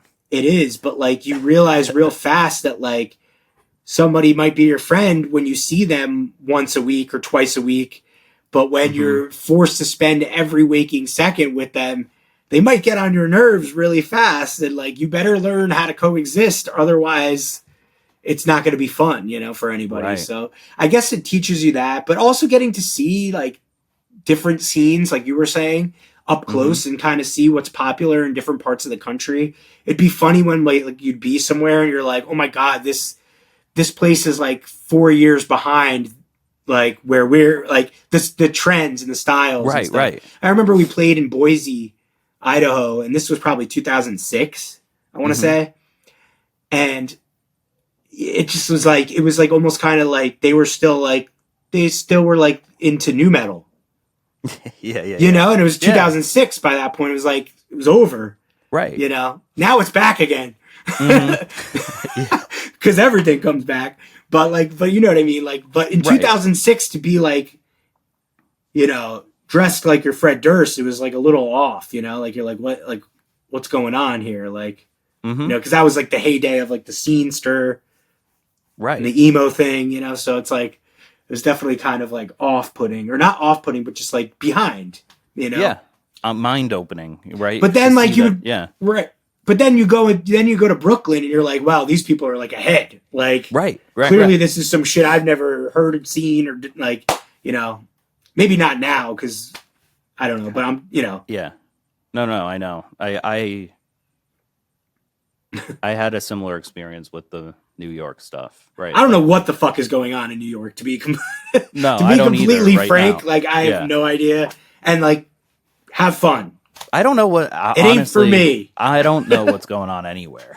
I know what's going on here, like in this world, right? And it's the same thing, like you were saying with the circles. I hope people are having fun. I really do. Yeah. Like with all my heart, I hope they're having fucking fun in every city in the country. But like, yeah, I barely know what's going on outside of my orbit. You know? Yeah. Well, and I think that's where this question kind of comes from too, right? Like, is like. For me, I've had this mental shift that I didn't have before. So in high school, I listened to all of that. Like I was into like earlier 2000s punk, but then I switched to like the Brooklyn shit, like right in the beginning of high school, because I had some older friends that went to school in the city, and they were just feeding back stuff that they're like, I liked more. Here's Interpol, man. Exactly. yeah. And that stuff sounded more like the music that I had started to like, right? Like I was like, oh, I'm into NoFX. Like, who did NoFX like? Oh, they liked Black Flag. Who did Black Flag like? Who did? Well, there was definitely like an artier thing to all that, because I feel like punk had turned into like Warped Tour, right? Right. You know, kind of like. So there was kind of like an artier and kind of more like edgy thing about like New York. Like, but it also, you touched upon it, and I hadn't thought about it before, but I think for my group of friends too, it was something that was different and almost to our own demise, right? Like the bands that I had played in were much more like bands like, I think I had a lot of friends that liked Interpol. I definitely liked them, but I was more of like I don't know if you ever listened to like the Libertines kind of guy. They were like very loose, very rock and rolly, more like the Jam type of thing. And that was my thing, and a lot of the bands were doing more of an emo thing. So we'd go to a show and we would be the only ones playing not emo stuff. And I hated it at the time. Like, I hated that we were like different, but we did that on purpose too. And it was like a weird thing, you know. It's funny how like the emo thing was happening at the same time as all of that stuff, you know. Right. Because I feel like two parallel tracks. They were two parallel tracks, and I feel like they were always like emo always felt like more suburban to me. And more just like, like definitely way more suburban. And then like there was this artier, more indie, cool thing going on. And I always felt like they were sort of at odds, but like also kind of going parallel in their mainstream like approachability. Yeah, like I would be skateboarding, and like all kids would mix at the skate park or whatever at the rec center. But then when we would go to band practice, we'd be playing completely different music afterward. Right. Yeah. And it was interesting. I think it was more of a rebellion for us. Like a lot of us went to school toward the city. We just wanted to be out, like away from our parents and not doing the suburban thing. Yeah. Again, like getting out of your hometown, like having this association that New Jersey is this like boring sort of like place that you're never going to be understood, or you're never going to going to be able to blossom fully, you know, like I think. And then I got to work in the city, right? Like I just realized this last night. I put this in my journal. I wrote a little blurb thinking about this, right? But like it's so interesting because I was working in the city then, and people would be from like, I don't know, frickin' Idaho again, or nothing wrong with Idaho, but like you're just coming to New York from somewhere across the country, and they'd be like, fuck Jersey. And I'm like, what? Oh, dude, see, that's where people really get on my nerves, because because I mean, like, I'm many generations of New York. Like, I'm not even from New Jersey. You know what I mean? Everybody in my family is from New York. So like, my family, they're like, like both sides, Lower East Side. You know what I mean? Yeah. Like, so Yeah, I'm yeah, like, yeah. I laugh at people like from fucking like the middle of the country, like Nebraska, trying to like tell me how lame New Jersey is. It's just like, I'm like, give me a fucking break. Like, Yeah. give me a fucking break. Like, And that stop shifted that me. right now. That like kicked the hipster out of me. Yeah, You know, yeah. then I just was like, you know what, fuck this. I'm going back to listen to Bouncing Souls again. Right, you know? exactly. See, I had a similar experience where it was like, I think at some point in my early 20s or mid 20s, I thought like, I was like, okay, I like finally felt like I understood it. I'm like, fucking, not even fuck New Jersey, but like, I'm like, I can't be here anymore. If I want to, it was after my band Washington Square Park broke up. Mhm. Funny that was the name, like, because it's like Yeah, a city is. reference. Yeah. But like, anyway, so like that band broke up and I was just like, okay, like I got to ditch this emo thing. I don't want to be associated with pop punk or emo or punk or any of this. Like, I really want to kind of try to like be in a space that like is more receptive to like just like different and artier things, you know? Like I felt like the pop punk scene was very like sort of like one dimensional, but also kind of bro-y and kind of like just not what I wanted to be a part of anymore, I guess. And like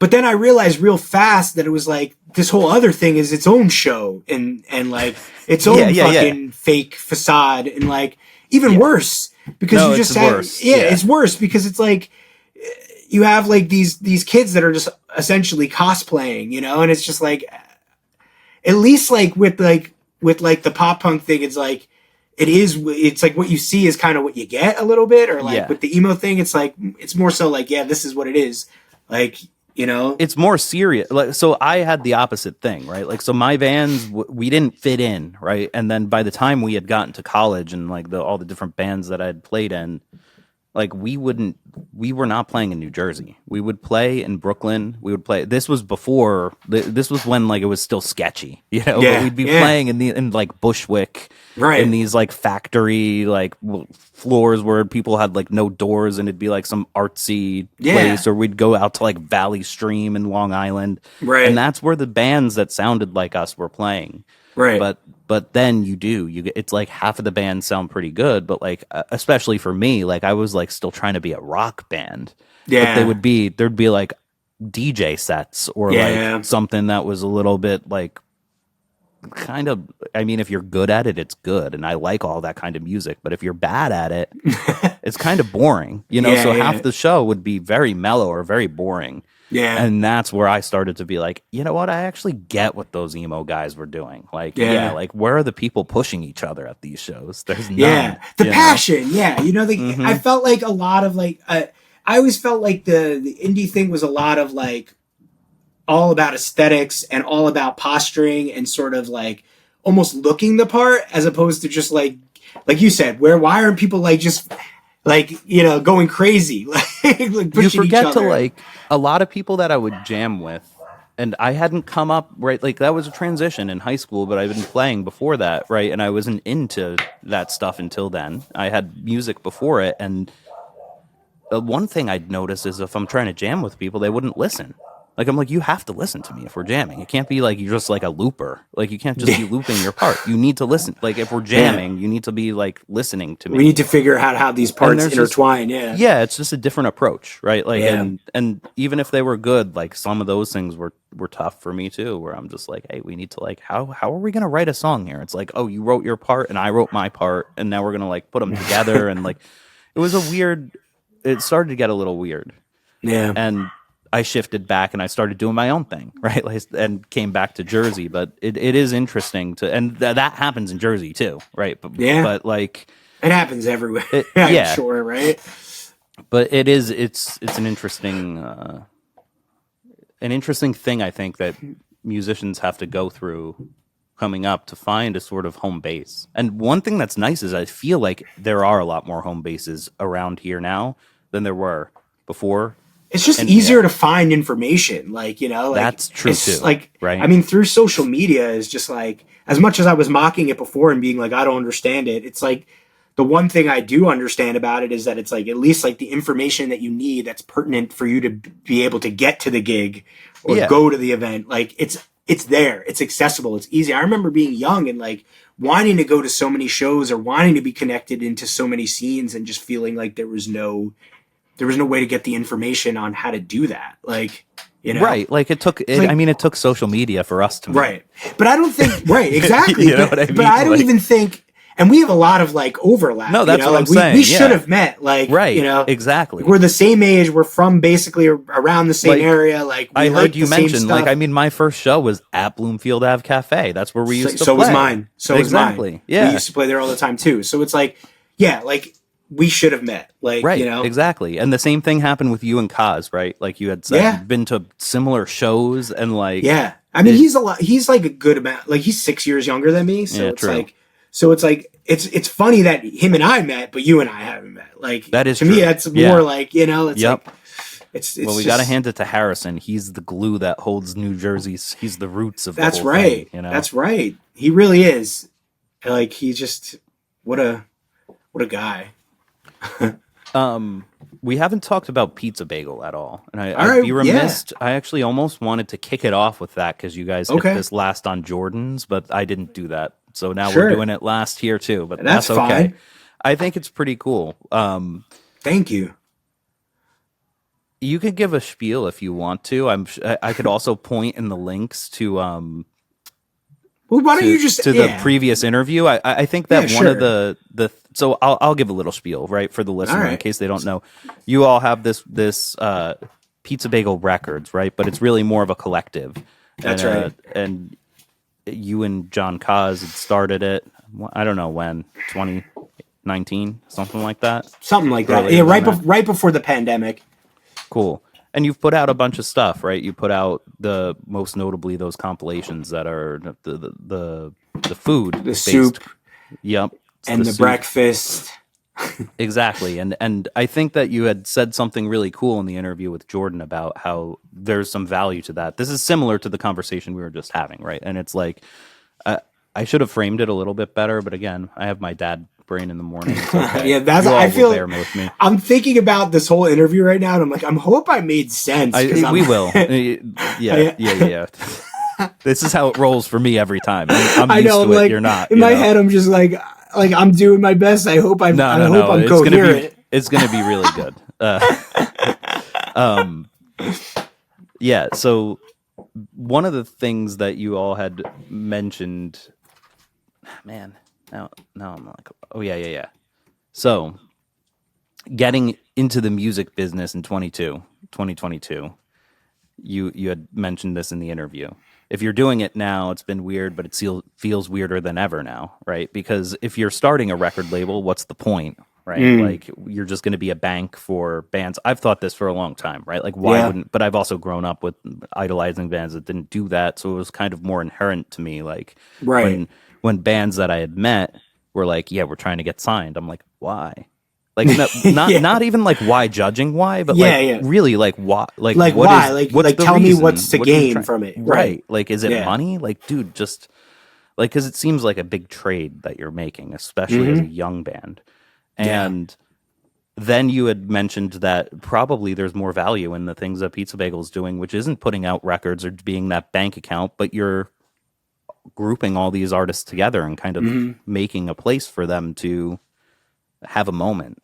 Well, yeah, and I think that's more valuable than like a loan, right? Like because then it's like you owe us anyway. Like you know, like we like this way nobody owes us anything. But it's like, but if we could provide some help in terms of just like support, like and support in the sense of like, hey, like come record a cover song at the studio, like, and we'll put it on a comp, or like, you know, come record like a little live session at the studio, or like, or, you know, John has like, you know, all of his kind of kooky ideas and projects and like, come be a part of this. And like, I feel like keeping it like a looser collective based thing where we're just kind of helping people and we're not trying to like be like, you owe us now, you know, is more helpful to everybody because it's like a way for us to keep the content, you know, coming and like, and just like, be entertaining for people, which is ultimately, I think, more so what John and I are like interested in. Like,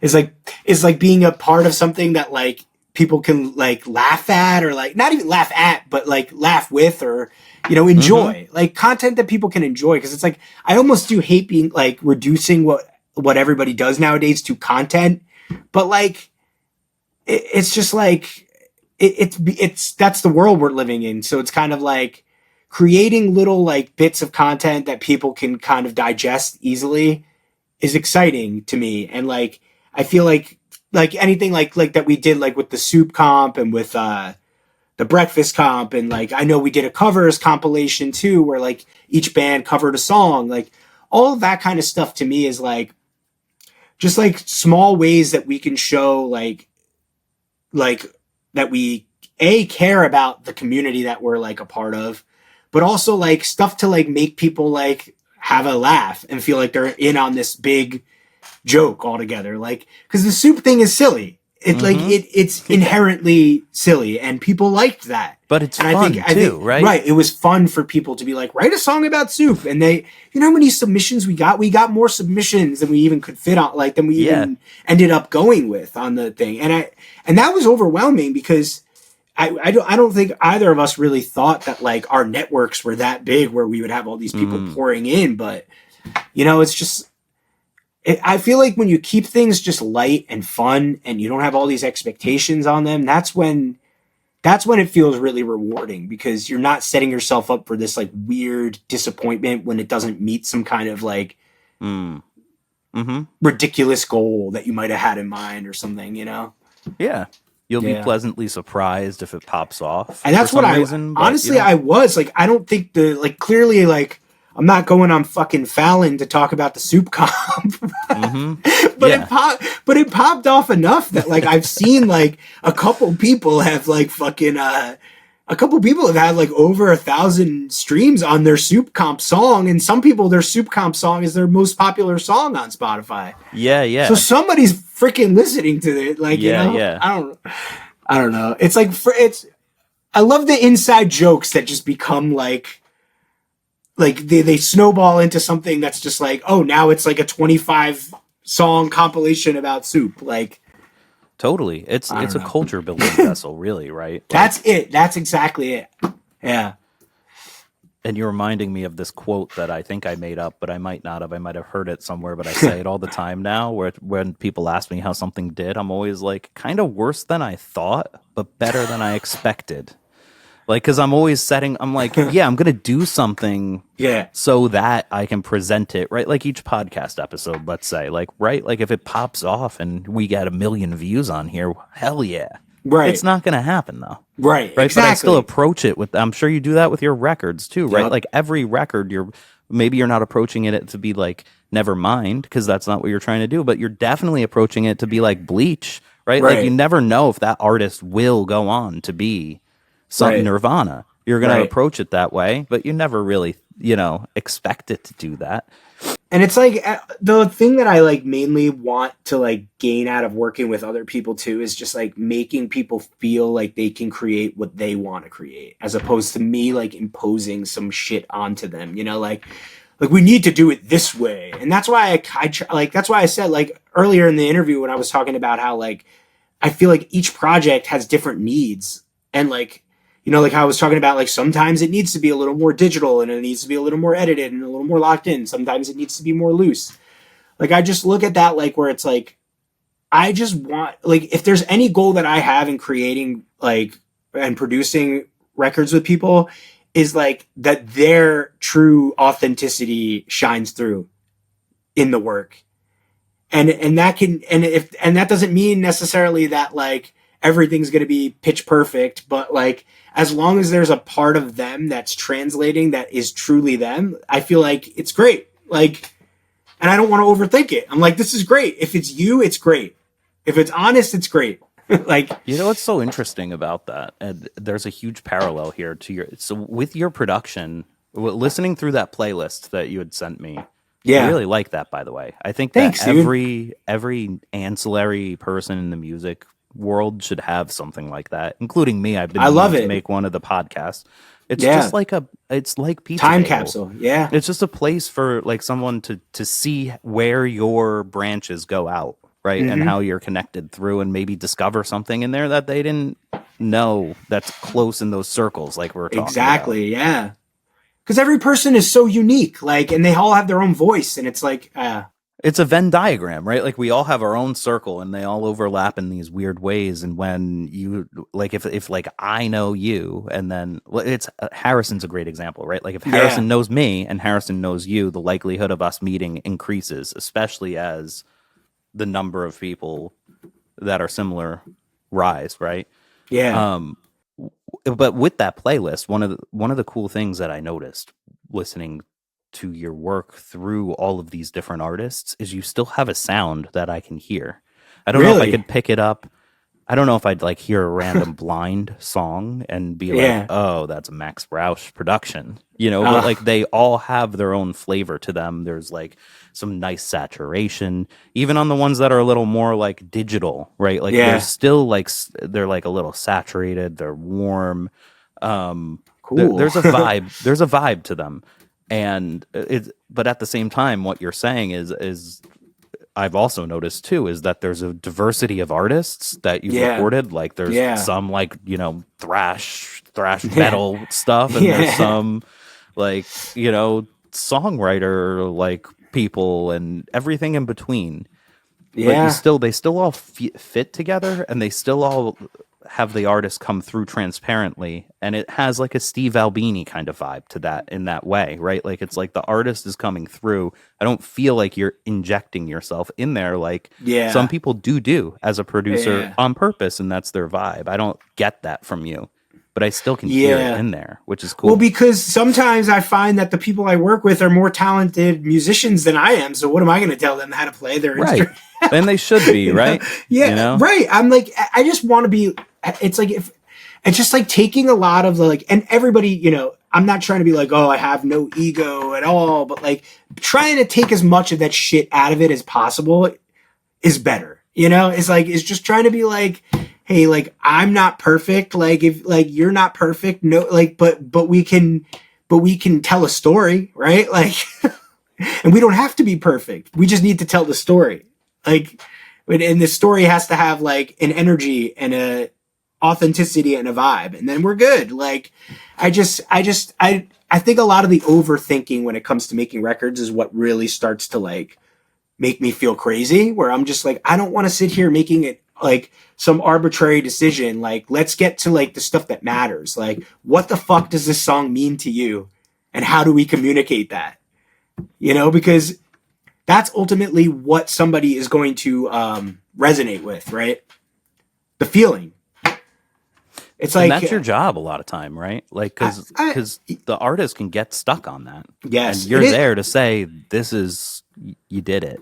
Or it is my job. And it's the hardest part of the job, truthfully. It's because like all the other stuff you can read in a book, you can learn, it's all theory based or whatever, how to mic, a drum set, and check for the phase relationship between the mics and like all this shit, like, like it's like how to mic an amp, like all this stuff is like, you can read about it online with endless resources, a lot of contradictory fucking information too, but like, but like it's all out there, and obviously you learn all that shit too by doing it. But the stuff they like don't teach you or that you can't learn in a book is like how to relate with people and like interact with them on a personal level and almost kind of like on a psychological level, because your goal is to make the person that you're working with comfortable enough to express themselves and for them to allow their vision to fully develop, I guess, through the work, and for them to feel like they did a good job of that. Exactly. And part of that is to feel like at the end of the session that they released whatever it is they needed to release, like, because it's all expression, and it's like, if you can't feel the expression spilling out like into the performance, then you need to do the performance again, like no recording technique is gonna save a bad performance, right? And it's like, it's why I'm always like, I'm looking for the best performance, that's always what in my mind is what people are going to relate to, you know? What's your best advice for people that would potentially come in to record with you? What's the best thing they can do before they come in? I mean, before they come, I obviously have figured out what it is you want to do, you know, at least through it too, like, because you have to at least have some kind of a plan, I think. And like I said, I'm pretty lax when it comes to a lot of things like that. But like the one thing that I will say is like, at least have a purpose for booking the time. Like, don't just book the time and then be like, I guess we'll write some songs. And it's just like, that could be a fun exercise or a fun thing to do if you're okay with maybe not having anything to show for it at the end. Like that's almost kind of like a gamble, I would say. But so I would just say like having the material that you want to record, have it figured out. And even if that's just like rough demos that are like arrangements that are still open to a little interpretation, like that's fine. But just something that there's some kind of reference point that we can build off of, you know? Other than that, I would say to not take yourself so fucking seriously.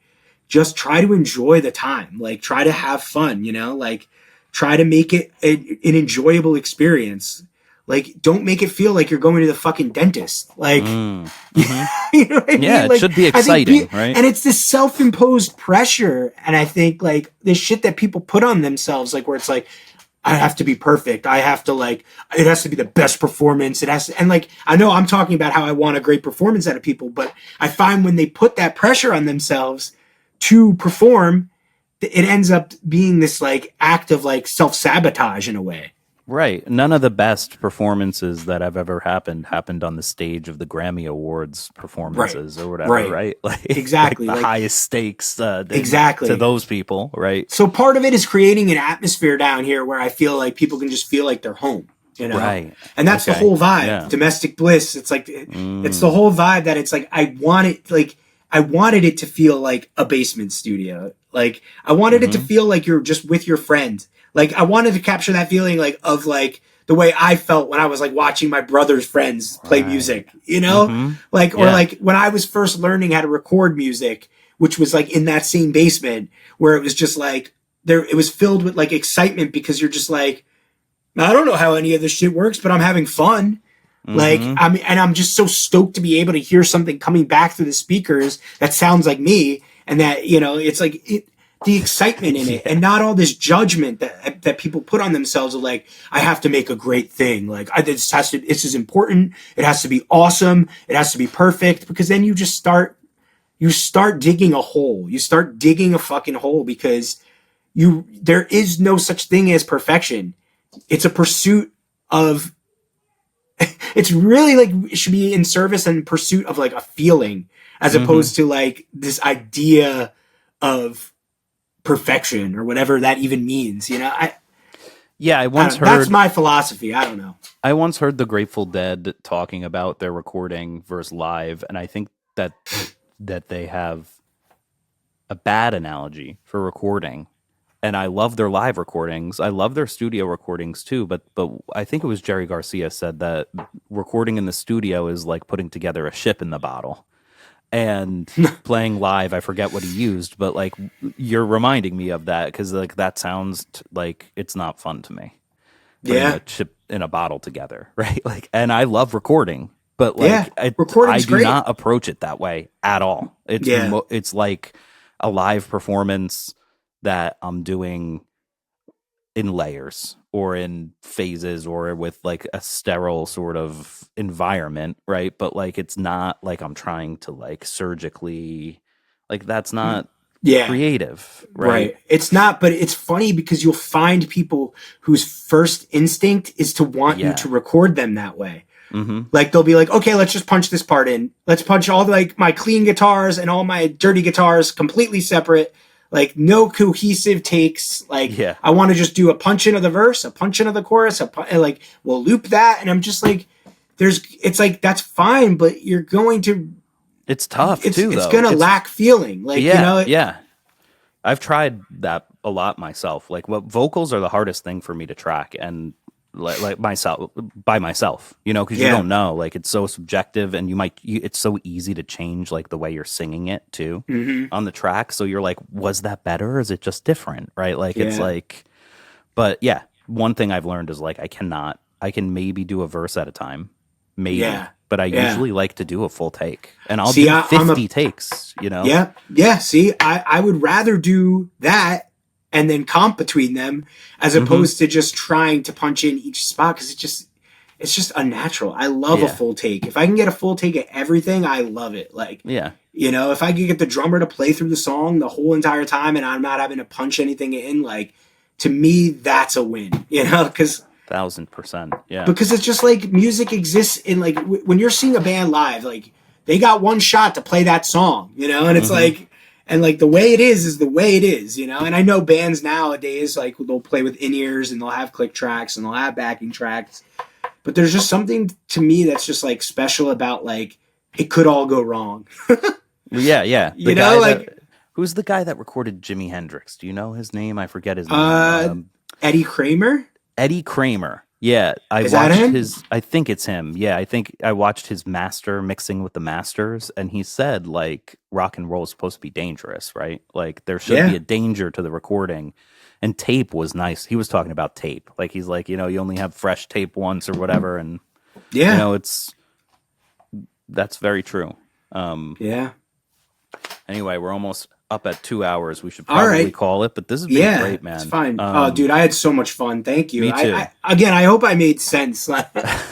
You certainly made sense. I'm not It's gonna always the sound most great. articulate, especially No. you know, these days. It feels like that. Usually, actually, before the interview, I say, and you'll appreciate this, you know, as an engineer, right? Because I have to say these things to each person because I'm doing episodes over and over again. But I'll say like, you're gonna feel like you're talking too much, like way more than me, because you should be, and that's fine.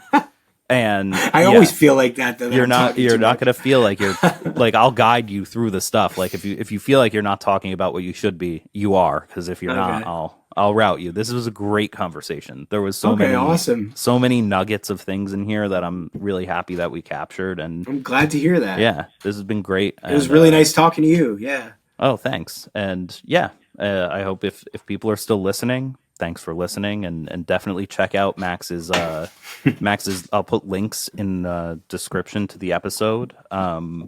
What's the easiest place for them to just find you in one quick thing? They could just go to Domestic Bliss Recording on Instagram. Yeah, and hit them up if you're local and you want to record. Yeah, you want to record? Let's have some fun. Oh yeah. And yeah, tune in next time for the Rich Sony Podcast.